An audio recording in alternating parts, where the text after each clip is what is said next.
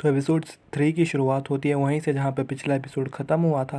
और हम देखते हैं कि जू की टीम मेंबर्स उसे मारने की कोशिश करते हैं और उस पर पत्थर गिराने की कोशिश करते हैं। और जू अभी भी बिज़ी होता है अपने बॉस के साथ। उसके बॉस को कुछ काम होता है, वो फाइनली बॉस का काम कर देता है और हमें पता चलता है कि वो काम होता है लैपटॉप को कनेक्ट करना होता है टीवी से। पर वो गलती से जो इंटरनेट कैफ़े की इंटरनल लाइन है वो जोड़ देता है टीवी से। इंटरनल लाइन जोड़ने से ये होता है कि जो भी चीज़ें कंप्यूटर पे हो रही होती है वो टीवी पे देखने लगती है। तो अब जो पूरा गेम प्ले है, जो वो गेम खेलने वाला है, वो अब टीवी पे दिखने वाला होता है और उसे ये बात पता ही नहीं होती। और अब पूरा इंटरनेट कैफ़े उसका गेम प्ले देख रहा होता है। जैसे ही उस पर पत्थर गिरने वाला होता है वो माउस की मदद से अपने कैरेक्टर को कंट्रोल कर लेता है और बच जाता है। और उसके बाद वो जाइंट स्पाइडर से लड़ने लगता है और सब लोग चौंक जाते हैं उसका गेम प्ले देख कर। कैफ़े ऑनर तक ये भी सोच लेती है कि कहीं यही तो यू नहीं जो एक्चुअली में जैसी के लिए खेलता है।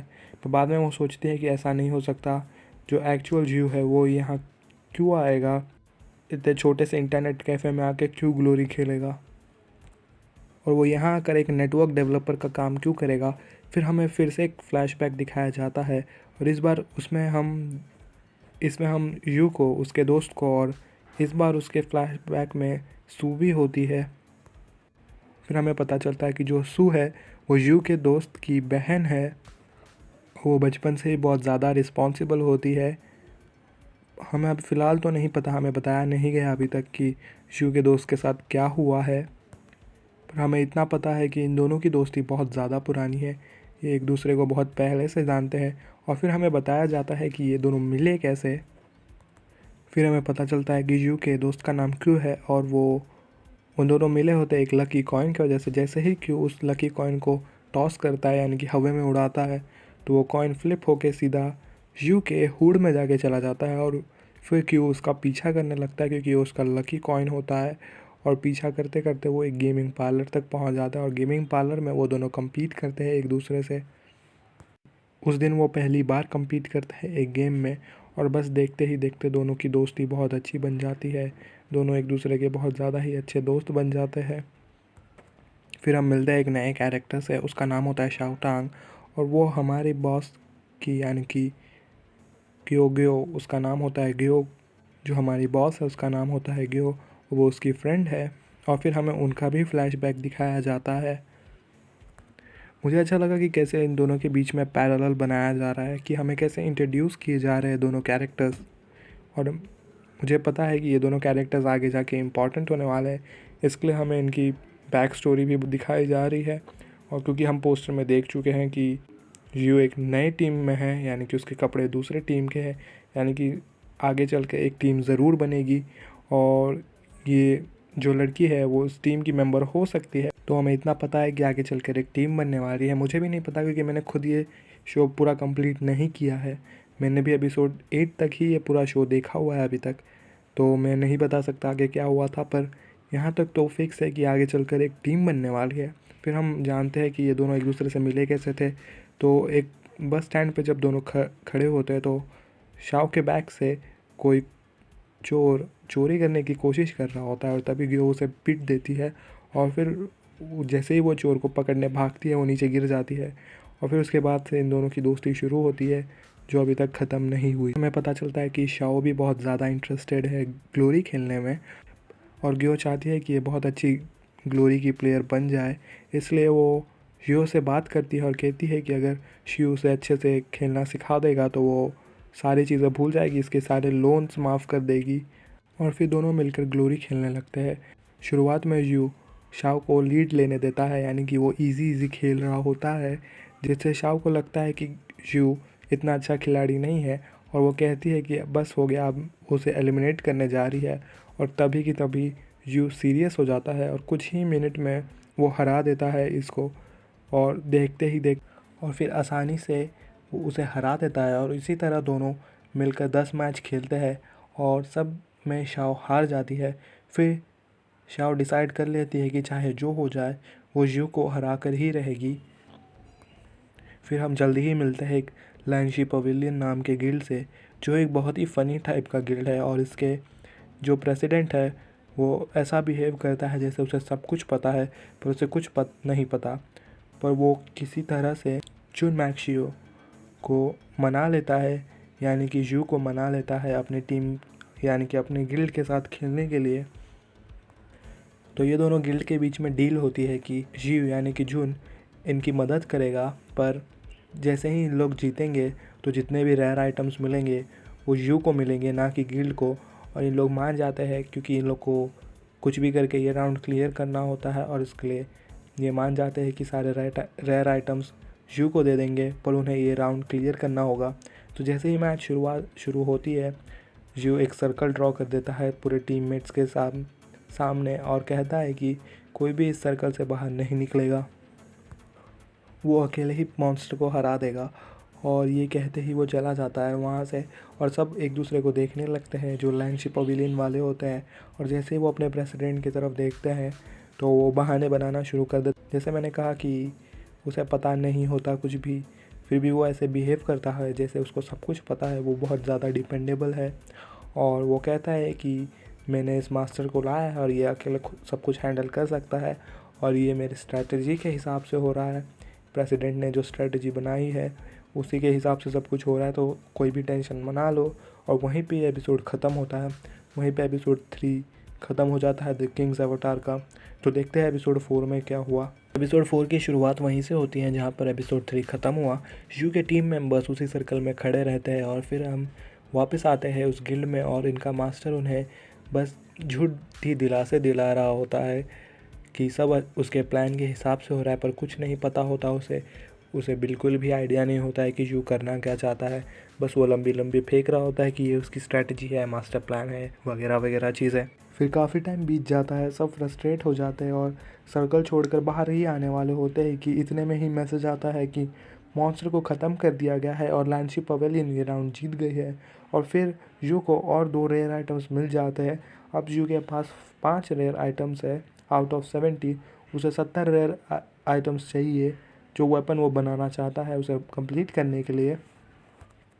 फिर हम पहुंच जाते हैं जैशी गिल्ड में, और हमें दिखाया जाता है कि जो बॉस है वो सबको मिला रहा होता है यूयुन से, जो उनका नया कैप्टन है। फिर हम देखते हैं कि चेन, जिसे यू ने टीम से निकाल दिया था पहले एपिसोड में, वो बॉस के पीछे पीछे घूम रहा है, बॉस को मक्खन लगाने की कोशिश कर रहा है जिससे उसे टीम में वापस रख लिया जाए।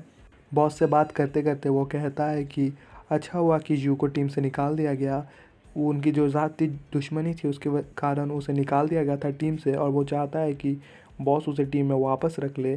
पर इसी पे बॉस कहता है कि उसे नहीं निकाला गया, यू को नहीं निकाला गया, यू ने खुद रिटायर लिया है। वो ऐसा ना सोचे कि जैशी वालों ने यू को बाहर निकाल दिया है।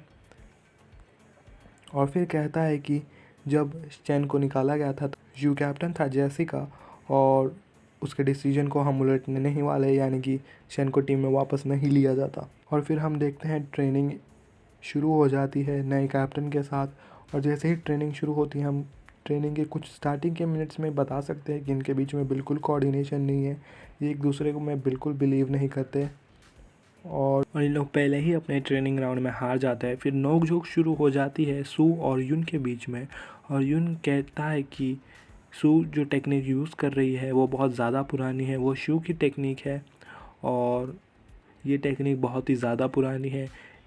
इन्हें अब न्यू एरा यानी कि नए एज की टेक्निक यूज़ करनी है, जो नई टैक्टिक्स वो बनाएगा वो यूज़ करेंगे, क्योंकि अब वो कैप्टन है ना कि यू। और फिर युन वहाँ से चला जाता है गुस्से से। फिर हम देखते हैं कि यू उस वेपन का प्रोटोटाइप मॉडल बना रहा होता है जो वो उस गेम में यूज़ करना चाहता है। उसका प्लास्टिक मॉडल हम देखते हैं, यानी कि प्रोटोटाइप मॉडल देखते हैं। प्लास्टिक नहीं होगा, वो कोई मेटल भी हो सकता है, पर हम उसका प्रोटोटाइप भी देखते हैं। तभी उसे सू का फ़ोन आता है, और फिर शू कहता है कि वो परेशान हो गया है। उसके फ्रेंड्स उसे बार बार फ़ोन करके चिढ़ा रहे हैं कि उसे अब उसकी क्या नौबत आ गई है, वो गॉड ऑफ ग्लोरी से अब बस एक नेटवर्क मैनेजर बन के रह गया है। फिर सू कहती है कि वो बिल्कुल झूठ बोल रहा है, क्योंकि यू का जो फ़ोन है वो हमेशा साइलेंट पे रहता है, और उसके दोस्त भी नहीं है जो उससे ज़्यादा फ़ोन करे। फिर उसके बाद हमें पास्ट का एक और सीन दिखाया जाता है जब यू नया होता है जैशी में, और फिर हम देखते हैं कि यू और सू दोनों मिलके यू के रूम का पासवर्ड सेट कर रहे होते हैं और जो यू के रूम का पासवर्ड है वो आज तक वही है, उसे चेंज नहीं किया गया। फिर हम देखते हैं थोड़ी ही देर में कि बाहर से जो यू का पोस्टर है जैसी के टीम से उसे उतारा जा रहा होता है, क्योंकि अब यू टीम का मेंबर नहीं है तो उसका पोस्टर लगा के मतलब नहीं है। और क्योंकि अब नया लीडर आ चुका है तो हम वहाँ पे यू के पोस्टर की जगह एक नया पोस्टर लगेगा, यानी कि एक नए लीडर का पोस्टर लगाया जाएगा। और जैसे ही वो पोस्टर को नीचे उतारा जाता है, ग्यो जो बहुत बड़ी फ़ैन है यू की, वो पोस्टर को उठा लेती है और वापस ले आती है। फिर हमें ग्यो का भी पास दिखाया जाता है। हमें पता चलता है कि जो उसके पापा थे वो भी बहुत बड़े फ़ैन थे ग्लोरी गेम का, और उन्हें भी ग्लोरी खेलना बहुत ज़्यादा पसंद था। और ये भी कि जो ग्यो है उसे भी ग्लोरी खेलना उसके पापा ने ही सिखाया था। और ये जो इंटरनेट कैफ़े है वो भी उनका था, उन्हें बहुत ज़्यादा पसंद था जब लोग वहाँ आकर ग्लोरी खेला करते थे।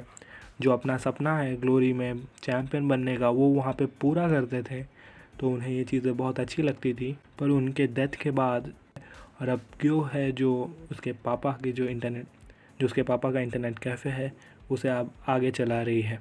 फिर हम देखते हैं कि शाओ को मुश्किल हो रही है ग्लोरी खेलने में, और ग्यो कहती है कि वो उसके नेटवर्क मैनेजर का मदद ले सकती है। उसका नेटवर्क मैनेजर बहुत अच्छा ग्लोरी खेलता है, वो उसकी मदद ज़रूर करेगा। फिर वो बात करने को ले जाती है शाओ को यू से, पर जो शाओ है वो बहुत ही ज़्यादा एरोगेंट है, उसमें बहुत ही ज़्यादा एटीट्यूड है, तो वो कहती है कि मुझे किसी का भी मदद नहीं चाहिए और वहाँ से चली जाती है।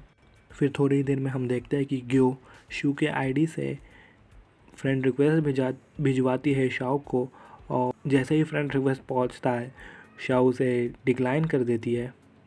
चाहे जो भी कर ले वो फ्रेंड रिक्वेस्ट एक्सेप्ट ही नहीं करती। जितने बार उसे फ्रेंड रिक्वेस्ट भेजा जाता है वो उतने बार डिक्लाइन करती रहती है। फिर हम देखते हैं कि एक फ्लोर पे यानी कि एक बैटलफील्ड पे 3 क्लैन के मेंबर्स एक साथ में पहुंचते हैं, और इन 3 क्लैन में से एक क्लैन होती है लैंसी पवेलियन भी। और ये जो मॉन्स्टर होता है उसके पास गन होता है, 2 गन, बहुत ही ख़तरनाक गन होता है। और ये तीनों गिल्ड और टीमें डिसाइड करती है कि ये तीनों टीम अप करेंगी और टीम अप करके इस मॉन्स्टर को हराएंगी। पर इन तीनों में से किसी की भी हिम्मत नहीं होती है आगे जाने की, और इन तीनों में से कोई भी आगे नहीं जाता। उतने में ही हम देखते हैं कि हमें एक नया प्लेयर दिखाया देता है, और ये एक नया कैरेक्टर है। और जैसे मैंने स्टार्टिंग में कहा कि मुझे लग रहा है कि यहाँ पे टीम बिल्डअप करने की कोशिश करी जा रही है। ये जो प्लेयर है ये भी एक टीम का मेंबर होगा। ये जो नया प्लेयर है वो अकेला हमला कर देता है उस मॉन्स्टर पे, उस मॉन्स्टर से लड़ रहा होता है। उतने में ही हम देखते हैं कि यू ने भी लॉबी ज्वाइन कर लिया है और वो भी उस फ्लोर पे पहुंच गया है, और वो इन सब से बात करता है गिल्ड वालों से और कहता है कि अगर मैं इस मॉन्स्टर को हराऊंगा तो मैं फिर से रेयर आइटम्स ले लूँगा। और सब मान जाते हैं और वो कूद जाता है बैटलफील्ड में। और जैसे ही वो बैटलफील्ड में कूदता है हम देखते हैं कि वो दोनों बहुत ही अच्छे से एक दूसरे को कोऑर्डिनेट कर पाते हैं, एक दूसरे के मदद से उस मॉन्स्टर को बहुत ही अच्छे से पीट रहे होते हैं। फिर ये सीन हमें दिखाता है कि यू एक्चुअली में कितना अच्छा कैप्टन है। वो भले ही उस इंसान को नहीं जानता, वो जो प्लेयर है वो एक बिल्कुल नया है, उसे हम पहली बार देख रहे हैं, वो उसे जानता तक नहीं है, फिर भी उसके साथ वो मिलके बहुत अच्छे से खेल पा रहा है। और वहीं पे जो जैसी एस्टाब्लिश टीम है जिसके सारे प्लेयर्स एक दूसरे को बहुत अच्छे से जानते हैं, वो जानते हैं एक दूसरे का गेम प्ले कैसा है, उसे यून हैंडल नहीं कर पा रहा, इतनी बड़ी टीम को हैंडल नहीं कर पा रहा। और यहाँ पे यू है जो छोटे प्लेयर के मदद से भी बहुत अच्छे से कोऑर्डिनेट कर पाता है। ये सीन सिर्फ हमें ये दिखाता है कि दोनों की जो कैप्टेंसी है और जो लीडरशिप है उसमें कितना ज़्यादा फ़र्क है। फिर शू अपने गेम को स्लो करता है, वो जानबूझ के ऐसा दिखाता है कि वो मरने वाला है, जिससे सबको लगे कि मर जाएगा, और सब घुस जाते हैं बैटलफील्ड में, जितने भी प्लेयर बाहर खड़े थे, क्योंकि कोई भी बैटल में नहीं आना चाहता था। तो जो बचे हुए लोग हैं वो कूद जाते हैं डायरेक्ट बैटलफील्ड में। और जैसे ही वो कूदते हैं यू और जो दूसरा बंदा है वो जाके छुप जाते हैं पत्थर के पीछे। और जैसे ही ये सारे लोग घुसते हैं बैटलफील्ड में, मॉन्स्टर खड़े होकर सीधा फायर करने लगता है, उसके दोनों हाथों पे गन होते हैं। और जैसे ही फायर करना शुरू करता है सारे प्लेयर्स एक एक करके मर जाते हैं, आखिरी प्लेयर तक मर जाता है। और इतने में शू इस मॉन्स्टर को पीछे से मार देता है। फिर हम मिलते हैं उस नए प्लेयर से, वो एक वेयर हाउस में काम करता है। और इस मैच के बाद शू के पास अब 11 रेयर आइटम्स हो चुके हैं, और वो और नज़दीक पहुंच चुका है अपने वेपन को बनाने में। और फिर ग्यो कहती है कि यू के पास सिर्फ 24 घंटे का वक्त है शाओ के साथ दोस्ती करने के लिए और उसको सिखाने के लिए ग्लोरी अच्छे से खेलने के लिए। तो वहीं पे ये एपिसोड ख़त्म होता है और एपिसोड 4 भी यहीं ख़त्म हुआ।